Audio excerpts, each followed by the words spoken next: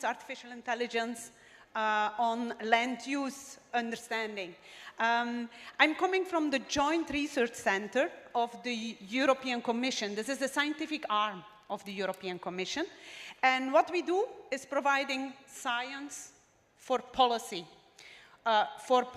anticipation, implementation, and evaluation. And we have seen that this is more and more also giving data-driven scientific advice to policymakers. Why data-driven? Well, I think in this century of biology, apparently, we have a lot more data at our disposition. We have Earth observation data that is exponentially growing. And with this huge amount of data, we need, of course, as well, the technologies to come with that as well, so that we can understand what is in that data. And hence, this is as well what we see with artificial intelligence. We develop algorithms to grasp from that data the interesting messages and to make relationships, correlations. This is, in the first place, a little bit a reactive way, and I think we are now at the point that we would need to do this as well more proactively. Why do I say reactive way? We have been looking to the data to understand, but we have not yet been fully at the side of grasping all small signals that are showing us emerging risks, threats. And when I'm talking about threats, there is, I think, in the newspaper, quite a lot of these threats. I think you have seen how CNN reported on the droughts in the Mediterranean, halving the yield in Sicily, so no oranges anymore, that's at cheap prices from there. How as well the planet's climate tipping points have been reported by the New York Times, or how in the beginning of this month, The Guardian was reporting us about these huge fires that are decimating South America. So I think threats we have. And it will be with artificial intelligence and research that we can anticipate emerging risks so that we can prepare better for the future. Now, we don't do at the GRC academic research. That is not our goal. We are doing rather EU applications of artificial intelligence. And I would like to give you 3 examples. A first example is, of course, what we learned, first of all, where we have a lot of data, that is Europe. For the EU, we want to provide them the tools and the data and the access to this data platform so that they can diversify their crop types and as well their income, which might be more and more needed with climate change coming. So what we do is we have grasped over the past decade more than 40,000 soil samples, and we have combined that with a land use, land cover map, Sentinel data at 2 meter pixels. And with that, we have combined physical models. And with that, we can have crop diversity maps. And from there, we go to the change or the adaptation of some agricultural policies that are needed for keeping our nature, the nature and our biodiversity alive, because that is key for being climate resilient. Secondly, we have been applying such type of exercise also outside Europe. And this is a first big challenge that comes on top of it, because there are quite some regions which are very data scarce. And so it is, of course, more difficult to even have, with artificial intelligence, you first need to train and your deep machine learning algorithms. And so you need to be very vigilant on what you have, what you miss. So that was done in collaboration with FAO, also with the University of Valencia, and worked out for North Africa.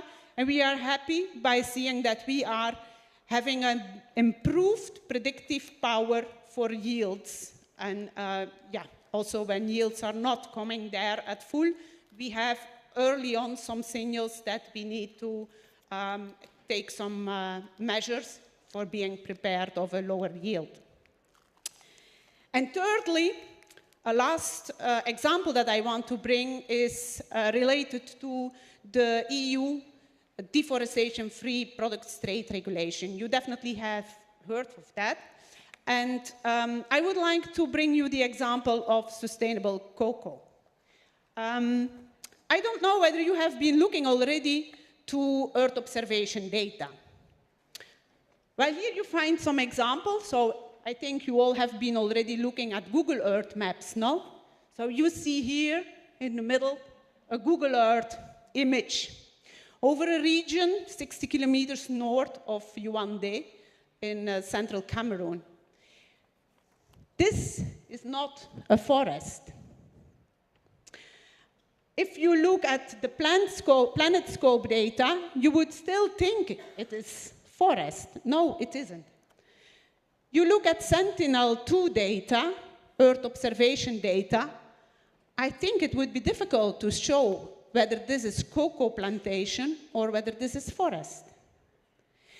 We have been working on that, and this is not only by combining different types of data for a certain moment in time, but looking as well at time series, which you see here at this side.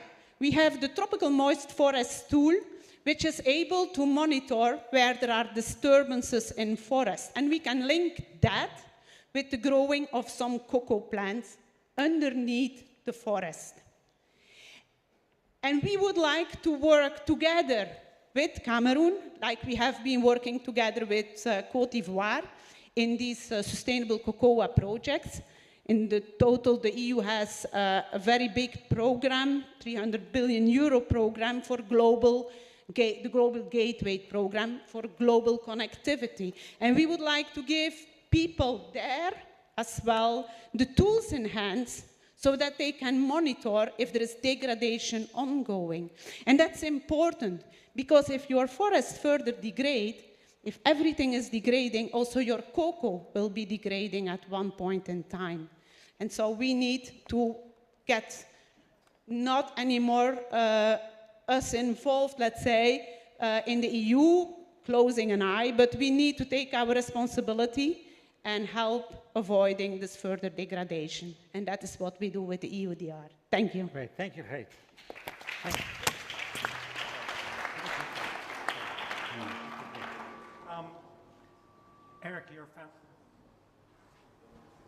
Eric, thank you. Eric, your foundation has the word human in the title, and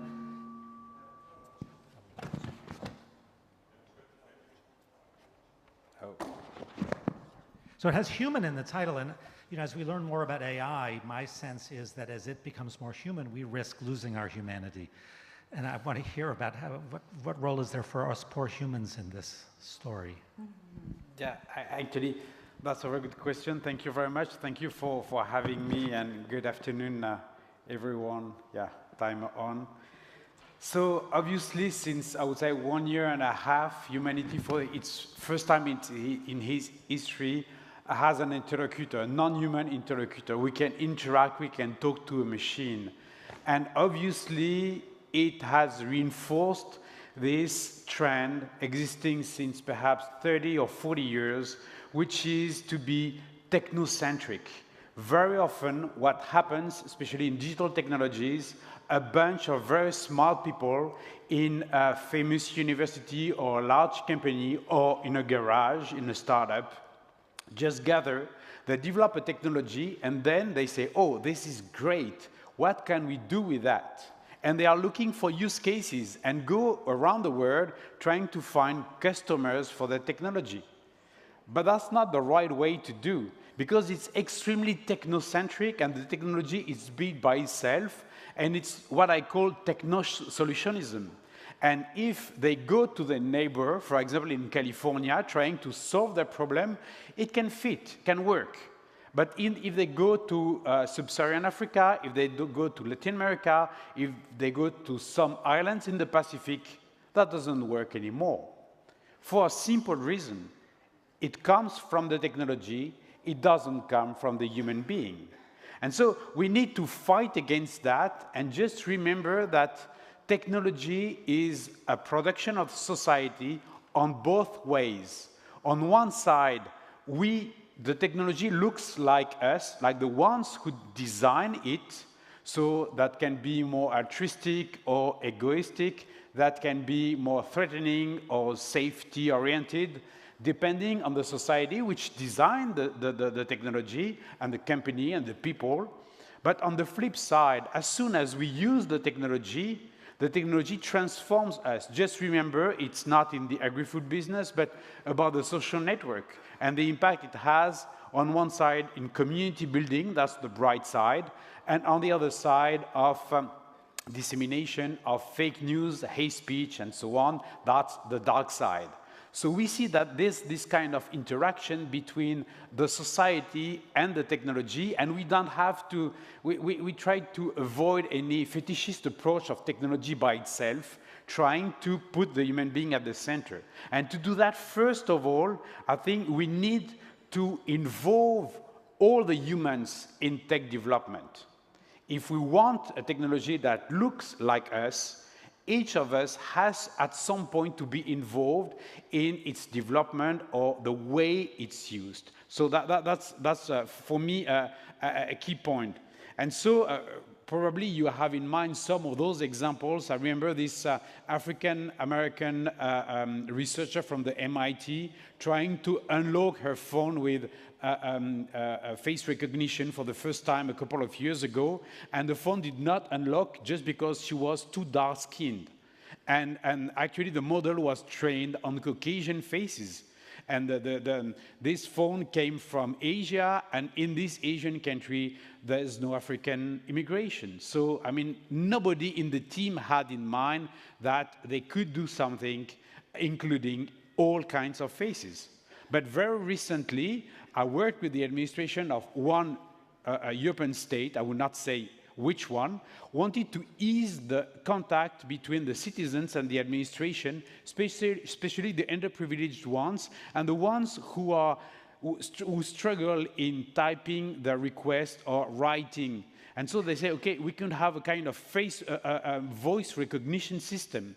So that's great, because you just dictate, and I mean, it works. The problem is that was trained in this country, so it did not involve all the foreign accents. And people who needed the more this kind of technology were immigrants and refugees and people coming from abroad or even from the countryside with a very strong accent.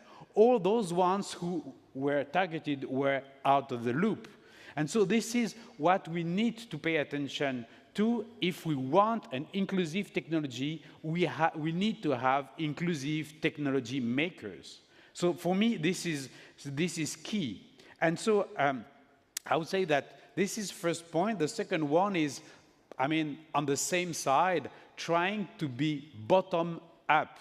I mean, so many use cases are designed according to what the governments or what the administration or what a company imagines about the needs or the uses on the field. But actually, that's absolutely wrong. Currently, we're preparing the AI Action Summit in Paris, which will be hosted by President Macron. And we work on the impact of artificial intelligence in labor work. And we see that most of proof of concepts are designed after the ideas coming from the middle management in any company. And so actually, it doesn't fit with the need of the people. So we need the farmers to be in the loop.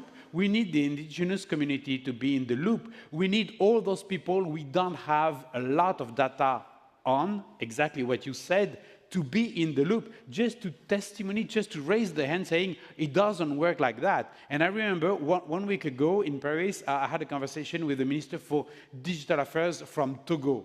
And she told me, I mean, she's a very smart woman, and she told me the way technology is designed in California or in France is absolutely not the way a woman will use it in my village. And that's exactly true. And so that's what we need to face. And just to conclude, I would say we also need to try to find a way to provide an equitable access. Because very often, what's designed in, I would say, privileged countries, in privileged communities, with an easy access, a high level of education, I mean, getting Wi-Fi is not a problem. I mean, the only problem is to get the password. And, but I mean, that's not the case in most of countries where getting an access to the data is not the same issue.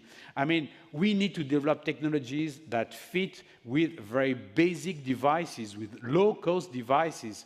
We need to bridge the gap. We need to reduce the digital gap. And currently, let's be honest, since 10 years, in most of countries, the digital gap has increased, and the role of women in the development of technologies has all decreased. So, I mean, this is not really good. So it goes through educational program, incentivization, so this is key, and also empowerment. The point is not to try to copy and paste what is done in other countries, saying, oh, we're in a country which is very efficient in terms of agri-food. We have a very strong agri-food business. Our farmers are really top level and so on. Let's copy and paste in other countries. They are underprivileged, and so we will help them. No, not at all. It doesn't work. We need to reshuffle that completely. We need to provide the bricks, and they will build the house. We need to provide the tools and help them to fine-tune those tools in a way which will be suitable for their own use. And my experience traveling a lot, especially in Africa, is that they find ways to use those technologies which fit exactly with their needs and things we would never have imagined before. So things that are not in mind of people in California or in Europe. And so I think that's the way we need to do that. And just to try to, I would say, empower, as I was saying, the people and try to, reach the ability to use those technologies to feed the world. Thank you. Thank you. Eric, when you were speaking, I got an image in my head of how, for example, indigenous people, people in developing countries, smallholder farmers, being brought into the orbit of the technologists and the innovators. But Carol, I want to ask about the opposite, that how do we bring the technologists and the innovators more closely into the orbit of indigenous people and put the, not just indigenous people, but also smallholders in the center of that orbit. So Carol, sorry, oops. Your experience with indigenous people and technology and inclusivity. Okay, well, first, good afternoon, everyone. First, for me, it's very important to say thank you so much for this privilege to be here in this forum, because it's very unusual. I mean, I came from an indigenous family, and also my background is not in food science. My background is in human medicine. I am a medical doctor originally. So for me, it's a privilege to be here and to answer your question. I think part of the answer came from how I came to here. And this is because when I started my career as a physician in the Amazon, I was working with indigenous populations. I realized that the health system was very precarious, was very poor to provide the health attention or the health care to the indigenous communities who were my patients. So at that moment, I was studying basically, I completed a master's degree on control of infectious diseases, but it didn't solve the problem. So I felt that I didn't serve to the patients. So I didn't serve to the population who I was supposed to serve. So this is how I was actively looking for to find a type of education that provide me with more information, more tools, more skills to understand what was happening in those indigenous communities in the Amazon. I was working in Loreto. This is a region in the Peruvian north, where there are many, around 30 different ethnic groups in the Amazon. My primary work was looking for hemorrhagic fevers. So when I was looking on that to try to understand the answer, to see how we can provide better health services, I discovered that there was not only health that was a problem, was also the environment was changing, and also there were many other social situations. So I met people, good, interesting, and curious scientists who came from McGill University to Peru, and they offer a scholarship to do a PhD in human geography. So I applied to the PhD, and I completed my PhD in Canada.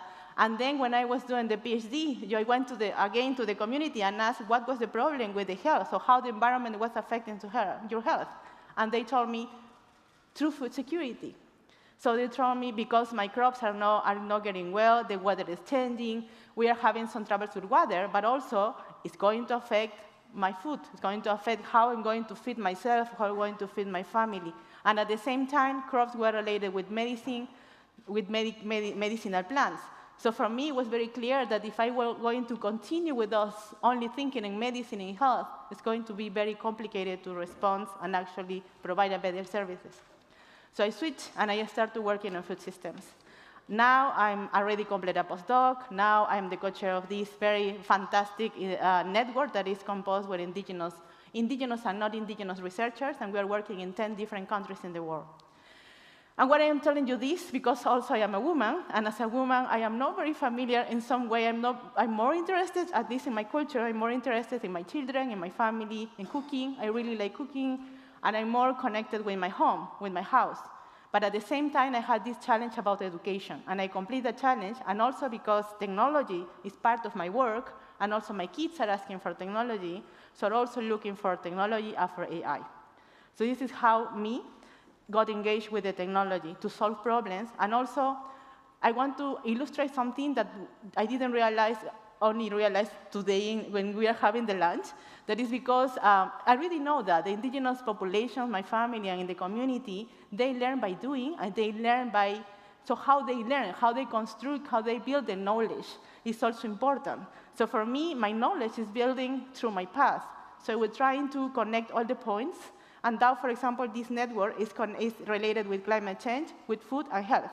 So we want to see that path because for indigenous people, the things and the life and the health is connected with everything.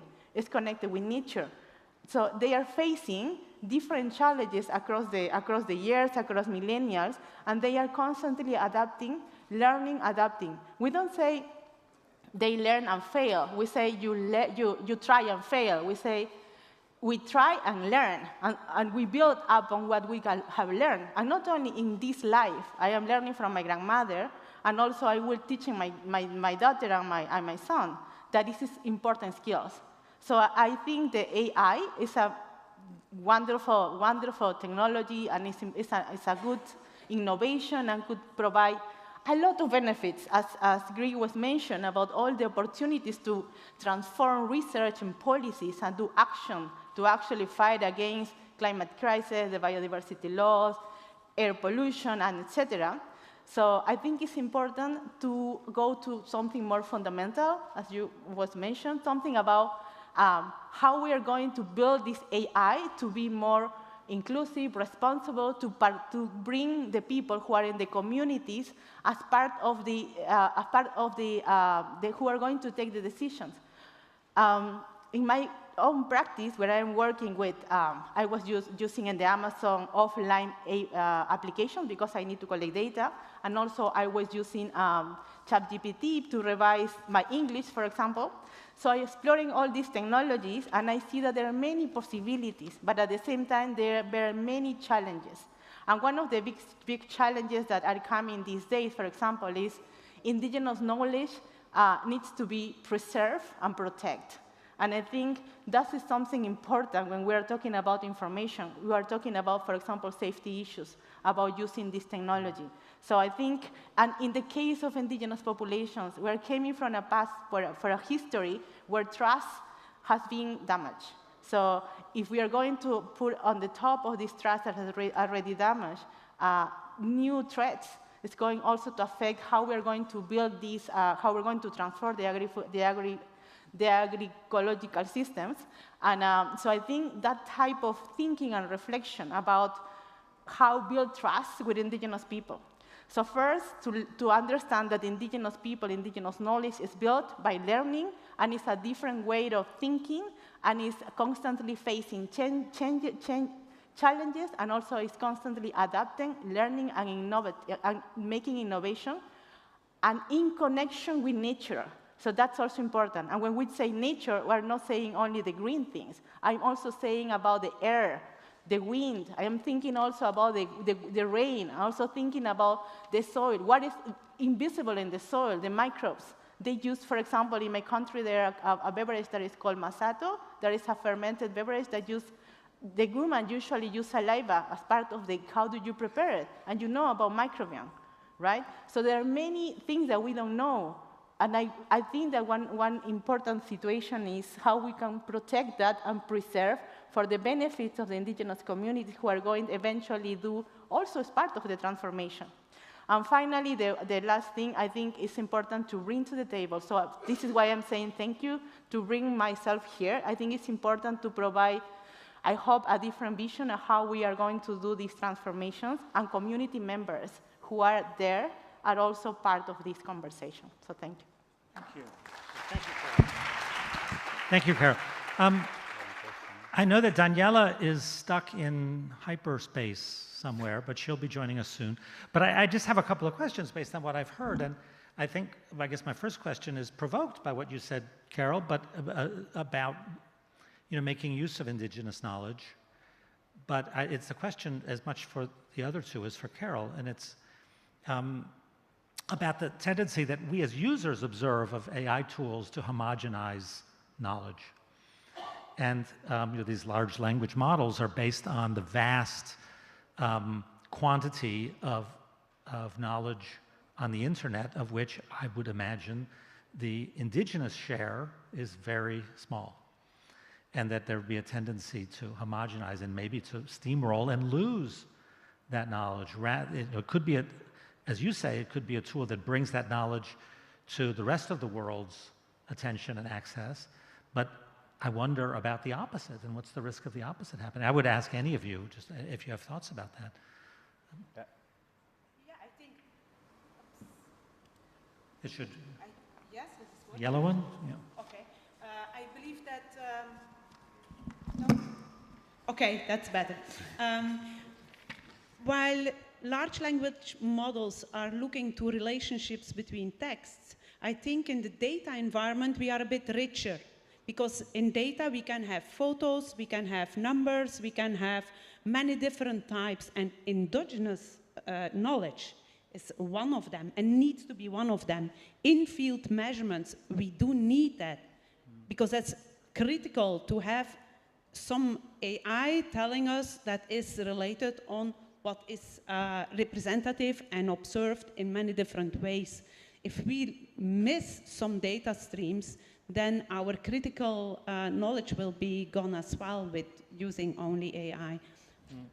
Yeah, I would say, yeah, we have two problems. The first one is the one of the data, which is missing at some point, especially for the less documented cultures and communities. And on the other side, it's the algorithm by itself, which is designed in a specific way. And I would say that our mindset since perhaps a couple of centuries was to try to see what works in the most advanced, economically speaking, countries and try to apply that in other ones, instead of trying to discern what, for example, in terms of resilience, we had a lunch together to prepare just before the session, and we are talking about how resilient can indigenous community be when the climate changes, for example, just because they know how to modify stuff and so on, where in some countries where everything is industrialized, it's much more difficult to move. And actually, we have to learn from that, but we're not really prepared, and the structures to have, let's say, to pick this knowledge and implement that also in the way we build the projects and we build the algorithms is partly missing. So part of the job you do for the European Commission goes in that way, but I mean, we need 10 times more people or 100 times more people than you. I agree. No, that's true. I mean, the question was provoked by Carol's remark about the risk of losing that knowledge, but it's really the world's risk of losing that knowledge. And it touches on the key theme of this whole week, which is inclusivity. Mm-hmm. And I mean, when we talked about JRC and really much of its work informing policy, where does it stand? How does it work to ensure that solutions are truly inclusive? May I go? So, oh, sorry. No, sorry. well, when it comes to the GRC and the Commission, we do want to have, on the first hand, as well, an enabling environment that is enabling many, all people, and giving as well equal access is, on the other hand, our focus. This includes affordability, this includes access to data, this includes as well education, that we have that for everybody.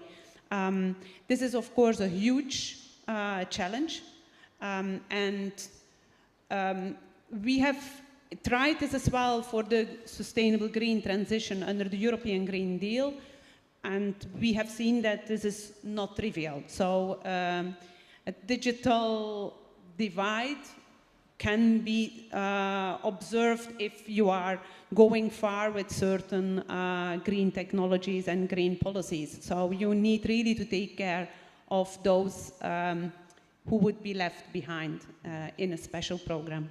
Thank you. Carol, did you want to? Yes, I think it's important. It's important to recognize, and this is very, very, very critical. It's important to recognize that the indigenous peoples are knowledge holders. What means that? Probably when you're going to listen to the indigenous movement, which is not scientifically, technically, but I think it's important because having a story of marginalization, we were talking also about during the lunch about this, but it's important to recognize that the indigenous knowledge, it is so useful for the transformation. It's also recognize that the people who hold the knowledge are also part of the conversation in a similar and equivalent way. So when we're talking about inclusivity, we need to think also in that aspect. So the knowledge, the indigenous peoples, it's also a message for the governments, for the policymakers at the national level, because probably there have been some agreements that we can do at this level, but also at my own country, for example, the politicians and also the authorities, even at the very local level, the mayors, they should be responsible for their own people, right? So I think they also need to recognize that indigenous peoples are knowledge holders and they have the right to ask for sovereignty of their data, sovereignty, and ask for a consultation. All these free prior informed consent is also part of the process. So this is not more like a bureaucratic work. I think that's part, I work in research, so I have to do all this ethics board revision, validation of the questionnaire, all the things that all scientists and researchers need to do, protocols. So also I need to do all these free informed consent, all of those are important because they are part of the conversation at a similar level. Thank you. We did a project, I think about 25 years ago, I'm that old, for IFAD on innovation in traditional societies. And one of the participants is now a senior director here in FAO. It's Mohammed Mansouri. He was a young man then, as was I. And he said, this is the wrong question. It's not about innovation in traditional societies. It's that a tradition is nothing but an innovation that worked. And in a sense, that's, you know, if we're talking about inclusivity and innovation, that's maybe our task today. We have one that is not working, and it's our phone booth to Washington. But in hopes that it comes back online, I want to introduce you to Eric van Ingen. Where are you, Eric? So Eric has not only been listening, he has been feeding AI with this discussion. 3 different models. Eric, tell us what you've done and where you got. Can you see Eric? He's in the back there. And we need the mic on for Eric. Thank you, Dan. Yes, I'm on. Thank you, Dan. We are ready to interact with AI. My name is Eric van Ingen. I'm your AI operator today. And I'm going to show you how we're going to bring all the content that we saw today, that we heard today, into 3 large language models. The first is ChatGPT, the second is Gemini, and the third is Mistral. So in Zoom, we have a function, at least I have that, where we can save the full transcript of everything what you said today. So I'm going to save it here. And I would like to note that everything what I'm doing here, you could also repeat at home. I'm using my private subscriptions to the large language models. So actually, I invite you to do the same afterwards. So first, we're going to check with Mistral. So you see on the left side that I brought up my Mistral interface. And Mistral is the most techy one. So I'm going to give it a nice name. And this is the one where we enter into the world of agents, which is the latest hype on AI. And from here, I'm going to feed it with everything that the wonderful speaker said today. And in Mistral, I would need to copy and paste everything. So I'm going to do that.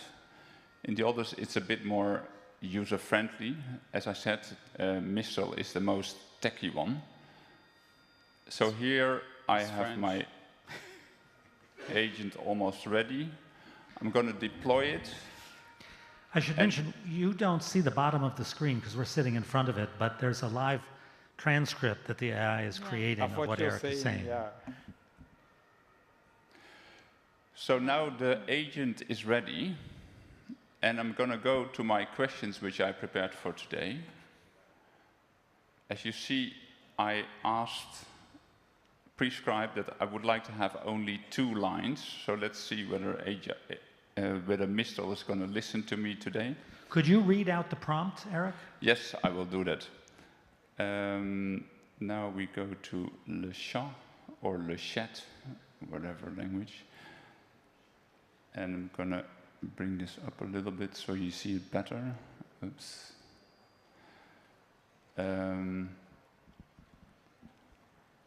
Some screens are in the way. Just a minute. Yeah. Okay. So my question is, and you see it on screen as well here, is summarize in 2 lines the key insights on how AI and digital technologies are transforming agri-food systems with a focus on inclusivity, ethics, and partnerships. So Mistral here is ready.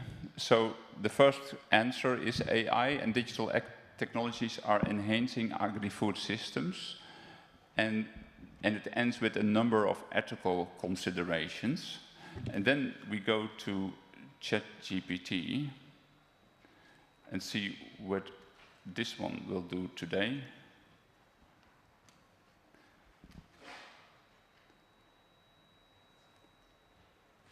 With ChatGPT, it's a bit simpler. You can just pop in the file itself. While Eric is doing this, raise your hand if you use one of these tools, let's say, more than once a month. So that's like everybody. More than once a week. That's maybe a fifth of you. Okay, thank you. Go ahead, Eric. And then Eric, then we're going to hear from Daniela. So ChatGPT is reporting that AI will reshape agri-food systems, and it links very much to data-driven insights, where Greet was talking about. And then it explains also that it needs inclusive approaches, and I think this was said today as well by the speakers. And there's an emphasis on ethics and equitable access. And the last one is Gemini. And we're going to do the same here.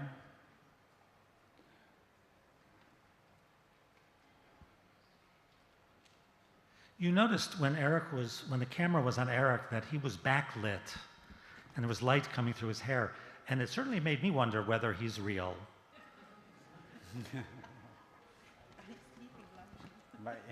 He's an AI. We know that for sure. So Gemini is almost ready, so here we are. And personally, I always find Gemini very concise. So here, Gemini picked up on that AI is revolutioning agri-food systems by enabling data-driven. I think we heard that before. And to ensure inclusivity, it reminds us from the ethical consideration. And I think you can see on screen the further details of it.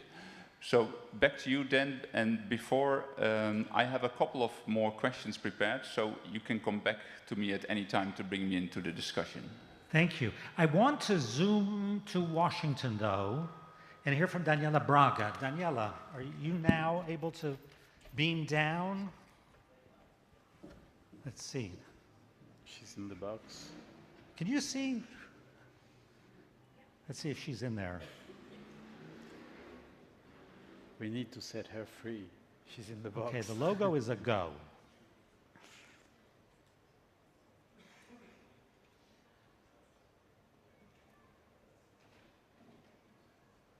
She's somewhere over the Atlantic.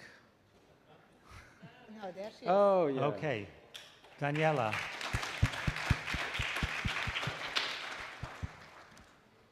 Great. So, Daniela, I actually introduced you before you joined us, which wasn't very nice, I guess. But Daniela is the founder and CEO of Defined.ai.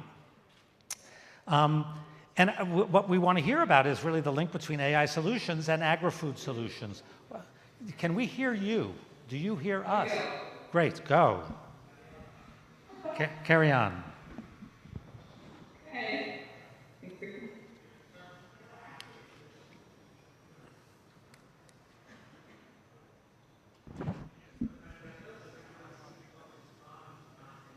I hear there's a lag with the audio. She's hearing right now what I said.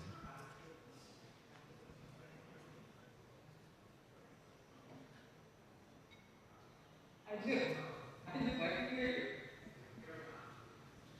Is that a little lag, but yes. Great. So carry on. Well, tell us about the application of AI tools for agri-food systems.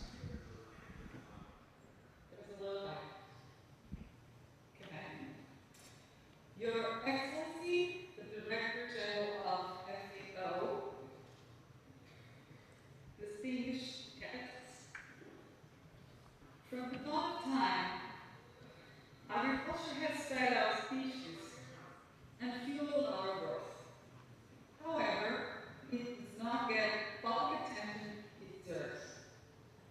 Agriculture may not have the allure of space travel or mystical quantum computing, yet it is undeniably one of the most essential pillars of human civilization. And today, more than ever, agriculture is at the heart of the most critical issues facing humanity. Let's talk about the challenges. As the world population races towards 10 billion by 2050, we will need to produce 60% more food to feed the world population, according to the FAO numbers. However, and on top of challenges such as climate change, water scarcity, biodiversity loss, agriculture is witnessing a growing labor availability shortage. The labor price is increasing, which lowers the margins significantly, especially from the small users. The farmers face other challenges as well, such as increase of yield, protecting their crops from pests, as well as reducing waste produced and improving supply chain. These are the challenges that should be addressed proportionally to their impact in the world. Now, let's talk a little bit about numbers and AI-based solutions. We're seeing AI revolutionize healthcare, finance, education, and logistics. But there's one industry that often gets overlooked: agriculture. AI has seen a staggering increase in investment over the past decade. In 2024, the AI market will be worth over $184 billion. In 2028, it nearly triples to $530 billion. By the end of the decade, we're looking at a market that will be worth over $820 billion. These are enormous growing importance of AI. Diving into the details, a very small part is allocated to agriculture. The AI in agriculture market was evaluated around 1.7 billion in 2023 and is expected to grow to 4.7 billion in 2028. This nearly 3 times growth projection is supported by the expected growth of activity anchored on crucial new technologies such as AI. There are some notable AI advancements in the sector: autonomous vehicles such as drones, automated systems now help monitor crop health, analyze soil conditions, and even predict weather patterns. We can reduce waste, optimize water, fertilizer use, and improve yields, all through AI. This has helped farmers to make better, faster decisions, improving efficiency while reducing environmental impact, and we monitor apps or simple dashboards that are easily available. Currently, 92% of the world population already has LTE coverage, which represents a very good opportunity for adoption of these new digital tools that require online access. These are incredible advances that allow a part of the farmers to, in short, take better informed decisions. Now, we're going to talk about global scale of the problem, which I'm calling the 1%.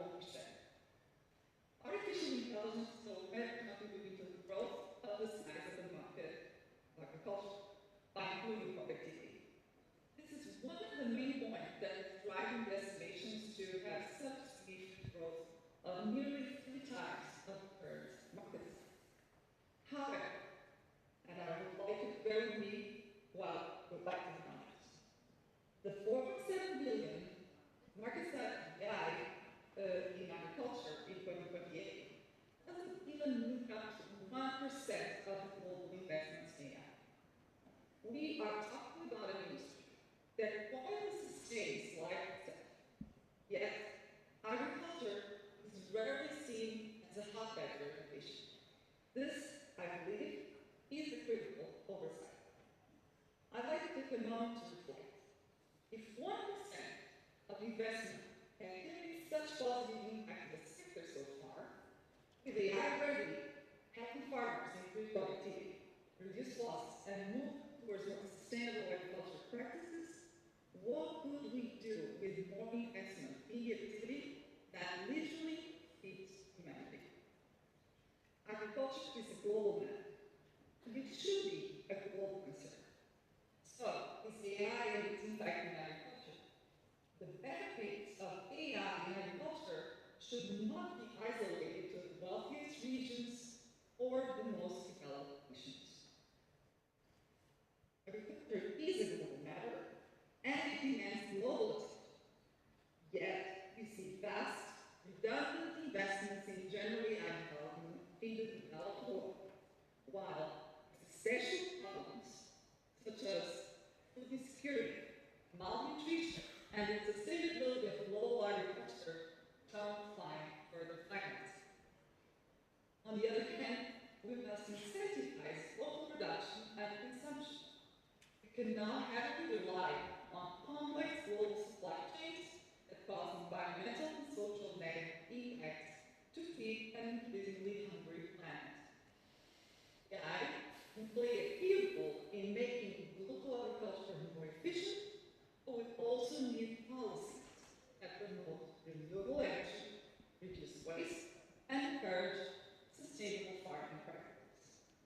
Renewable energy will be key as we seek to power both agricultural operations and AI technologies efficiently, minimizing the environmental impact as our population continues to grow. AI holds immense potential, but it's not a silver bullet. There are significant challenges that we must address to unlock its full potential in agriculture. First, there's the technology gap. Rural areas where agriculture is most prevalent often lack access to the basic digital infrastructure AI requires. This needs to be addressed by investing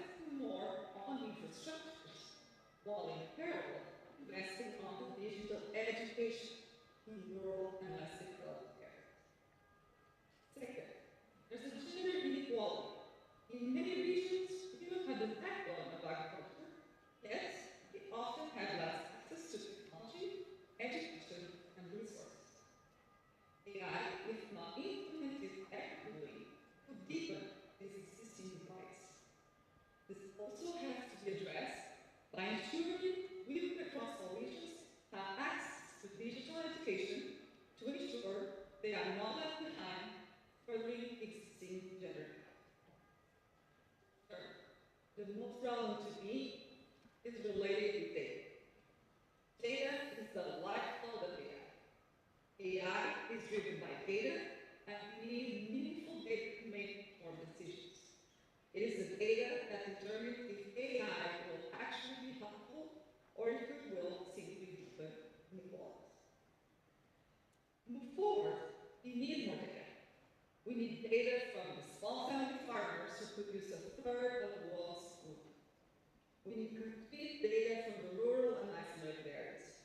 We need data from areas with the low levels of literacy, numeracy, to farmers from the formal economy. This is the only way we can develop AI tools that support not only the regions already financially favored, but that it supports every single person who is working towards feeding America. In conclusion, agriculture may not be perceived as sexy, but it is critical. It's time to change the narrative. Food we eat is the very foundation of human civilization. AI has the potential to revolutionize agriculture, but it's not just about technology. It's about global cooperation, fairness, and making sure the benefits reach everyone, everywhere. As we invest in AI for agriculture, we must ensure that it benefits all people in all regions. We must close the technology gaps, address inequality, and look at the data wisely. Because the future of agriculture is not just the future of food, the future of humanity. Thank you. Thank you, Daniela. Thank you. I mean, Daniela, and I would address this question to really Daniela plus the three of you. Daniela was very clear about the need to extract data from smallholder farmers, but at least for me, I was not so clear, Daniela, about how that benefits them. That it sounded, I mean, sort of cynical me heard a one-way flow of data and value. And what exactly goes back the other way? And you, I mean, all know much more about this than me. Any of you would have a thought about that? No. Okay, Daniela, did I mean, my takeaway was, I guess, about a broad promise, but I didn't leave with confidence about the direct applicability, really, to our theme this week, which is inclusion and inclusivity. And how will these tools actually make the impact desired on the lives of smallholders? Right. I don't know if we have a delay here. I'm going to try to answer my question. Go ahead.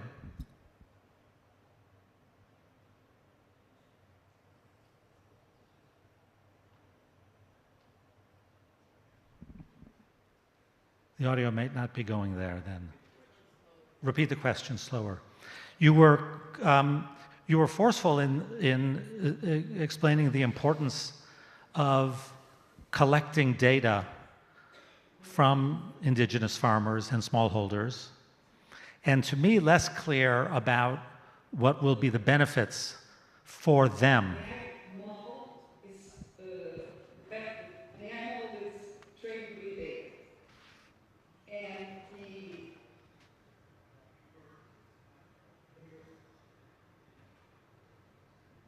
We hear you, Daniela.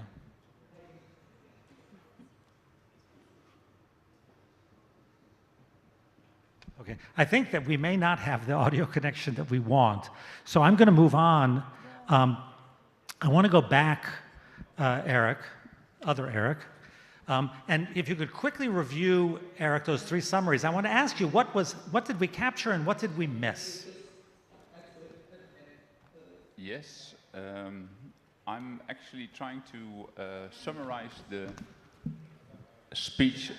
I'm trying to summarize the speech of Daniela with the same question, and Gemini wasn't very helpful, so I'm going to try this with ChatGPT here. So I put in the... So while you're fighting with that, I'm going to ask Carol a reflection on this. Go ahead, Carol. Yeah, I think it's important to discuss this about the benefits, especially if we are here with talking about inclusion, right? And how we're going to accelerate the transformations of the agri-food systems. And so I think the benefits can have many layers. One of the layers are very practical things, right? So compensation, discuss compensation. So this is the importance to have these consultations and free pre-informed consent. This is the moment where this type of agreements can be achieved. So I think this is important to see that layer that is very, very practical. Could be monetary compensation, could be training, for example, could be, I don't know the specific words, but probably when you are working on commercialization, you will identify any different types of benefits, practical benefits, but it should be important to involve, again, the knowledge holders. This is why I think it's very important that's the practical thing. But the other important thing that I see is to actually, it's not empower, but it's like giving back the power to the population. Because this is also another concept when we are talking with indigenous people and probably with farmers and other populations that they have been excluded for centuries. So this is the opportunity. If we are going to start a new revolution, we're going to start something new, I think it's important to have also that layer of complexity to provide the benefits. Great, thank you. Great, it should work. Yeah, I would even add, if we think of Europe, Europe is small when we compare it to the world. But when we look at ecosystems in Europe, the forests in the north of Finland are very, very different than the forests in Spain. And we need the knowledge of all of this. Nature is highly complex. And with artificial intelligence and also with the knowledge that is living locally in the regions, we can learn much more and we can advance much more. And maybe by linking this, we can even import some regions that are more southern and have other climates that are moving. We can bring this knowledge to more northern regions. So that is what I see as well as big benefit, looking into local data, regional data. We need that. Now, great. When you made your presentation earlier on, you shared some data having to do with cocoa and in Cameroon. And you also talked about how this influences policy and practice. But I would like to get a sense of how AI fits in that causal chain. If you have data at one end, and then you have changes in practice and policy at the other end, what's the role of AI to link that logical flow of knowledge to impact? It's a tough. Maybe it's a tough question for for everyone who is involved in AI. But you were very tangible about that data and tangible about the impact it had. And I would like to understand what happens in the middle. Yeah, I believe it can open up more our eyes to learn and look somewhere else. So I think I've learned from Carol that with indigenous people, if you are becoming a hunter, you have a certain diet, you have a certain training, you have certain things which you don't give to certain other people which are rather occupying themselves with cooking. And I think if we want to have a view on everything, you need AI. You cannot know this all. And you need the information of all this to have this transformation. I think this was as well what Daniela was mentioning. It's not just about agriculture. It's not just about food. It's about our planet. We need to live from our planet, and our natural resources are limited. And we need all this knowledge to make the best out of it. Great. Thank you. I want to open up the floor, but I would include Eric in that. So Eric, when you're ready to jump in, raise your hand. But meanwhile, do you have experience with tools, not just AI, but tools like AI that close that gap, that actually address the question of intuition? Dr. Xu. Yes, I have a question to ask the great Janice from the EU. I know EU, you have also a little bit pathway dependence thinking. Everything new come, you start always regulation, governance, and so on. So what is the new governance from EU? You will start on the AI. If you suggest you are commissioner, you are president of the EU.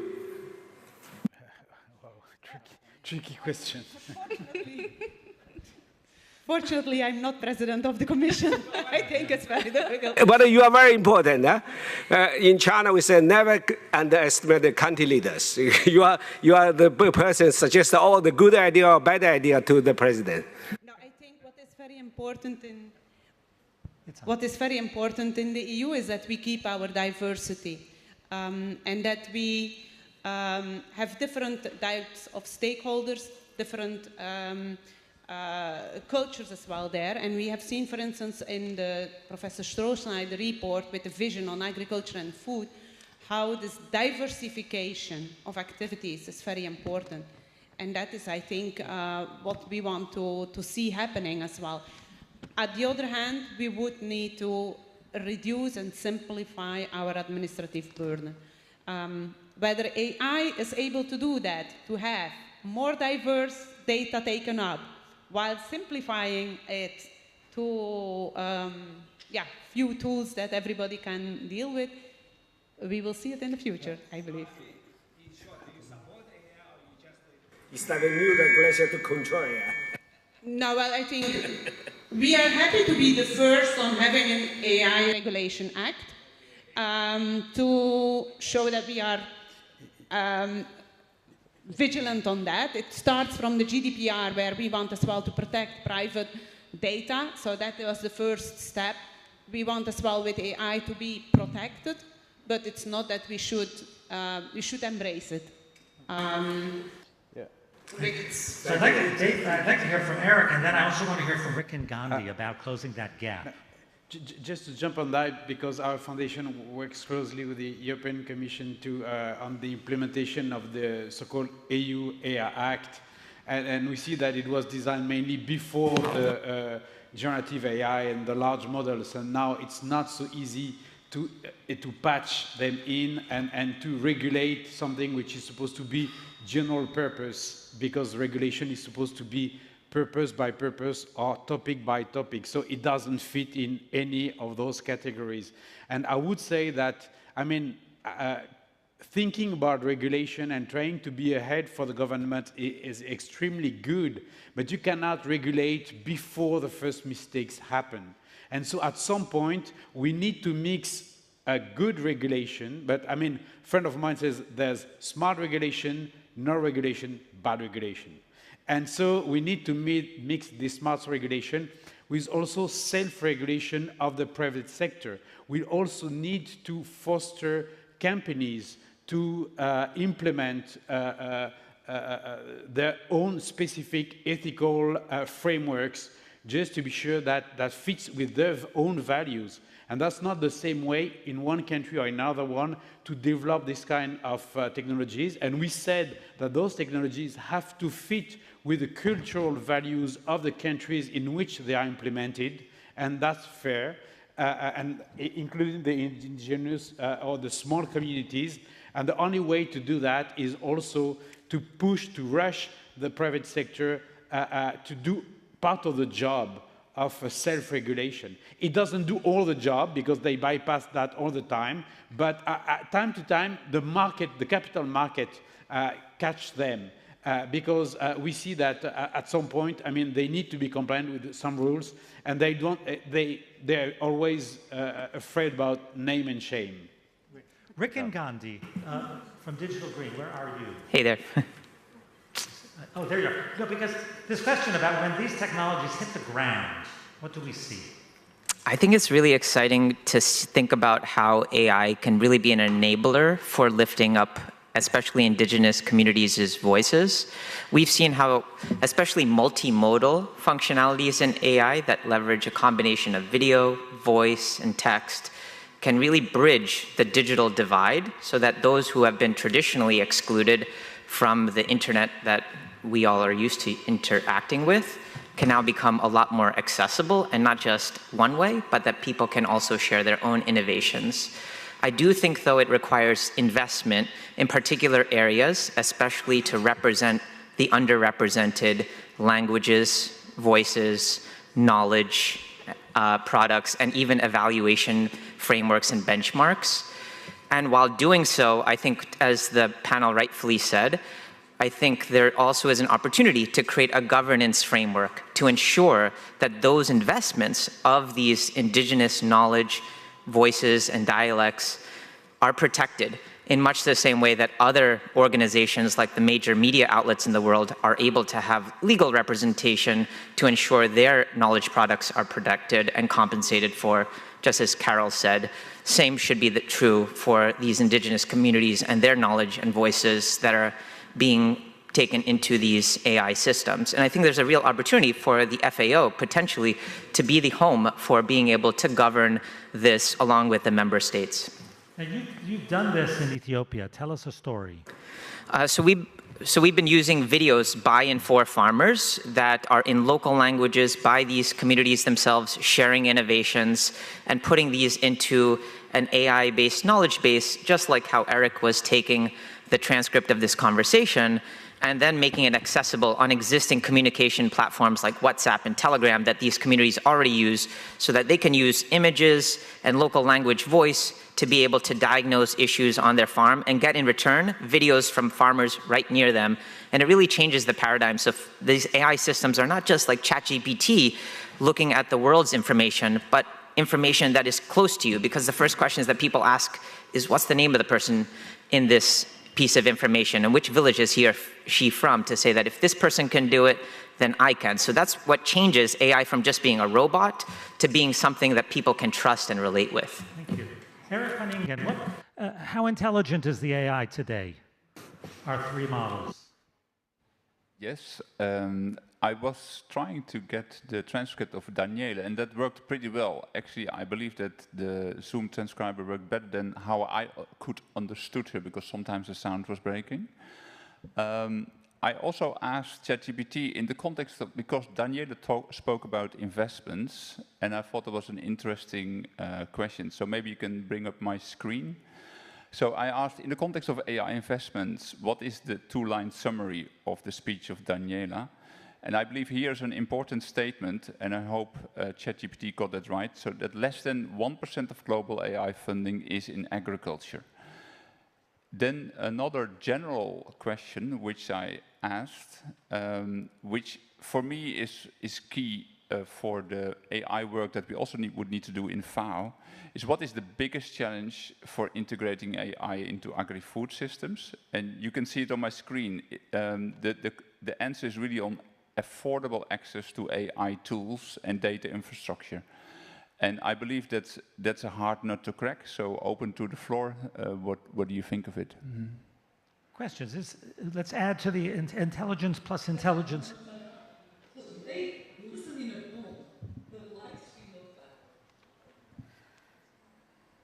I could not understand. Did Zoom transcribe her, Eric?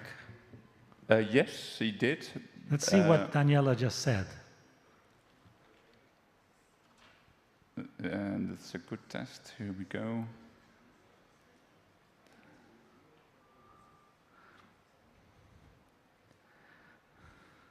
I believe we missed that as well here. Okay. Questions or comments from the people in the room? Yeah. I think, Daniela, that the technology is not... We often mistake innovation for technology.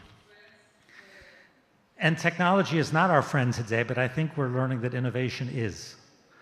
But the technology is not doing what it ought to have, and in some cases, with the other Eric, it's doing more than we had thought, perhaps.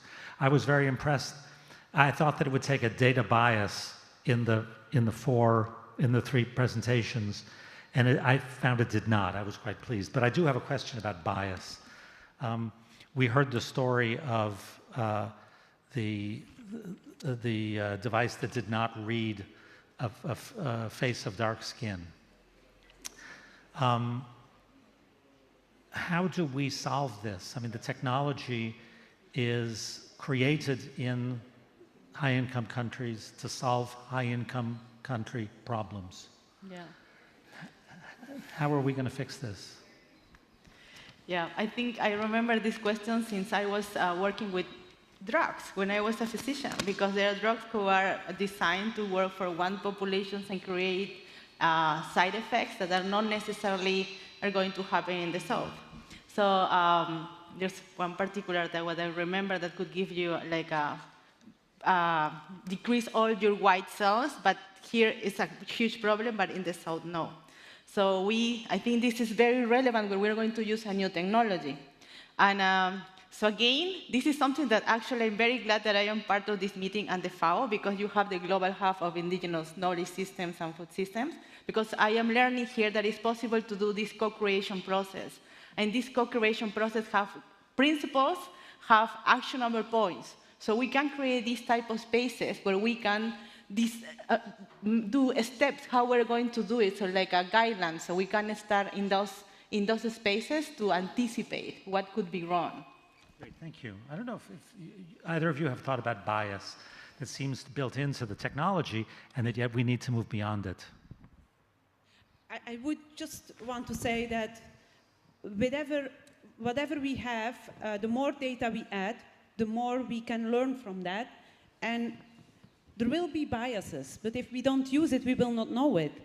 So it's by using that you get as well a grasp on what the bias will be. We have in deforestation, for instance, recently, we have been working on looking what is the effect of forest edges and how deep penetrates the disturbance into forests. And it is through AI that we have seen, we have been since decades underestimating this with a factor of 10. So by using some things, more data, AI, we can have some new insights. There might be some mistakes because we have been testing that on mainly tropical forests. Maybe in 10 years we find some other aspects of that, but that is why we need research, I believe. Yes, yeah. Great. Okay. So Daniela is no longer with us, but thank you, Daniela. Thank you, panel. I mean, for me, this has been important because this is about our tools. And I guess that's what agriculture is about, seeds and tools. This is a seed today, and AI is our tool for the day. So thank you very, very much. Thank you. I want to ask Dr. Xu. So Dr. Xu, if you'd like to come up and wrap up for us.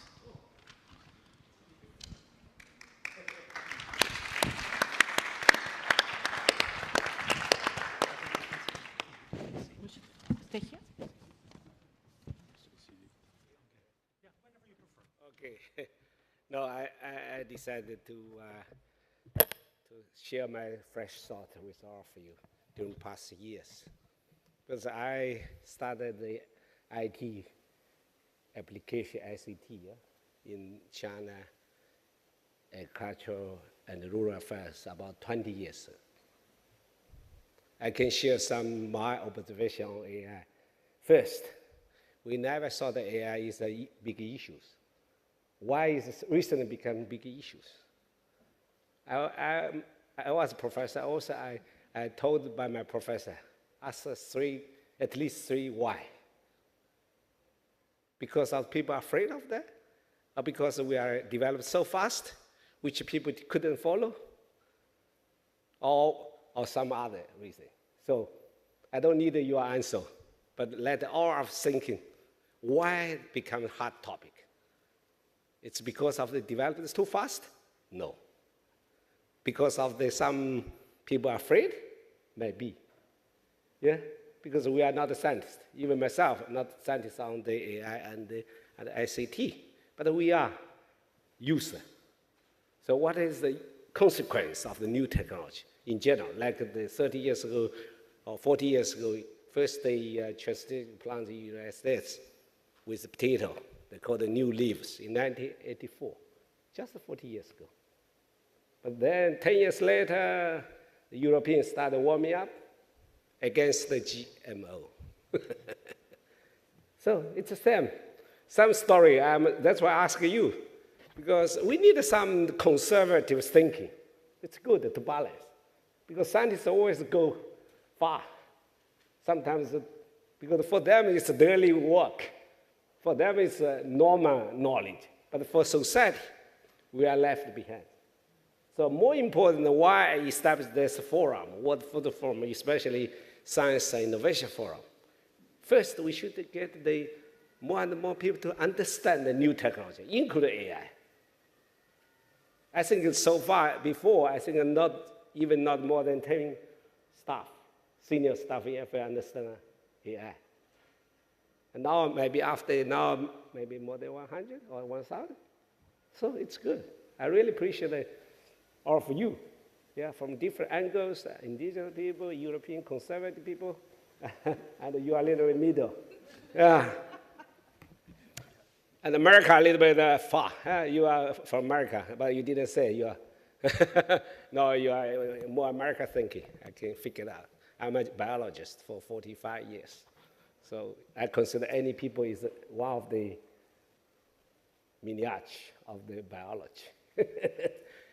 So I said, ask 3 questions, and then come deeper. What is the real root cause of the AI to lead the change? Of course, everyone logically we want to have a positive change. We try to avoid negative change. But sometimes you saw it's negative now, maybe 5 years later become then positive. Or another way around. People, when you start smoking, 300 years ago, Italian people, Spanish people went to South America. They went back, they're always smoking. They thought that tobacco is good because of nicotine and the saline, it's good that time. So, but afterwards, we have more science-based, and they found that it's not good. Not completely, but at least the majority is not good. So AI is the same, but AI is just a short term. Artificial intelligence is a public name. But what is the real basic logic? It's digital technology. It's ICT. Again, ICT, they have different face to show. So ICT is based on data. So for agrifood system, number one, should get enough data, not only indigenous, even in Rome. How many data we collect from farmers, from rural areas? No. Because you want to protect the privacy, yes. Data has 3 categories.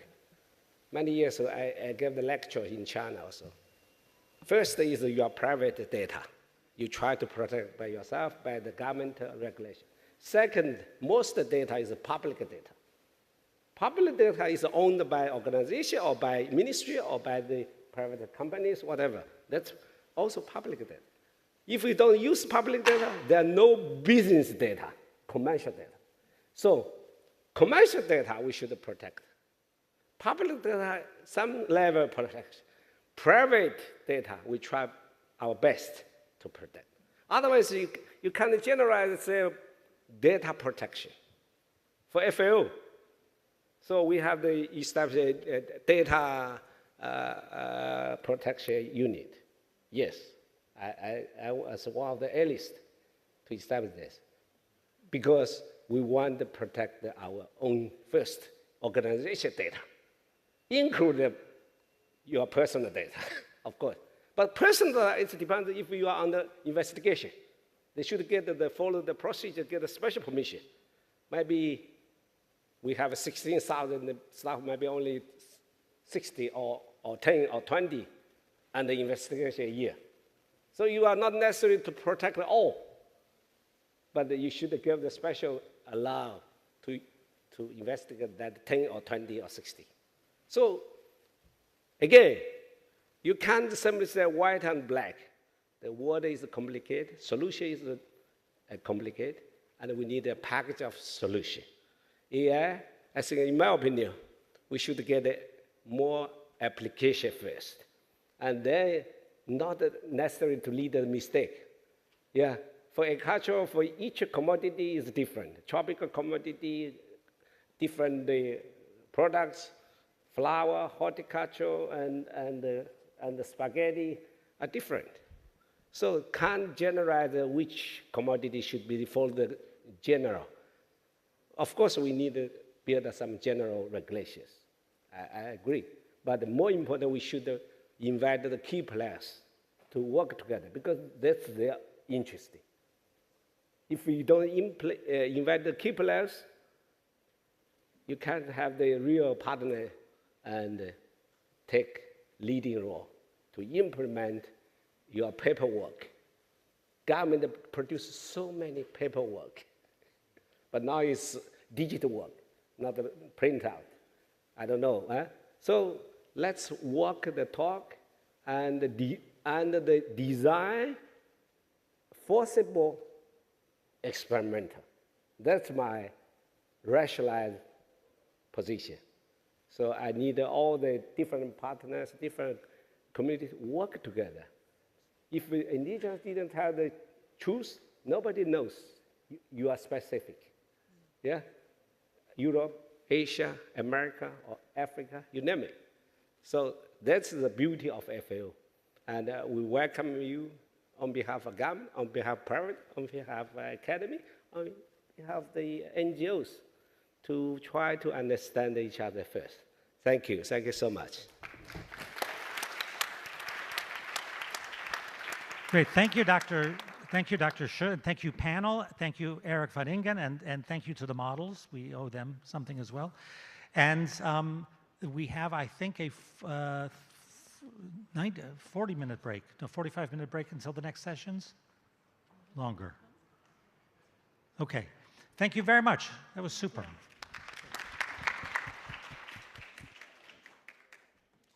Muchas gracias. Thank you.